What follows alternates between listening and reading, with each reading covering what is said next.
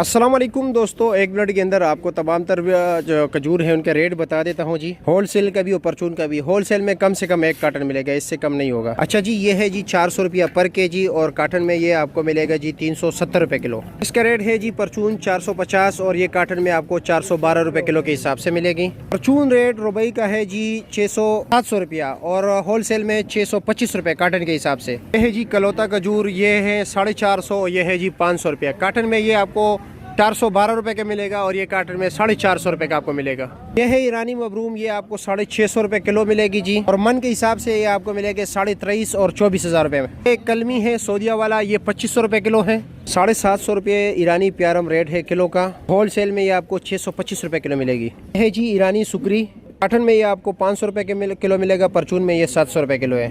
ये सऊदिया वाला अंबर है, ये 2500 रुपये किलो है। कमेंट सेक्शन में आपको नंबर दे देता हूँ, दुकान के एड्रेस भी दे देता हूँ।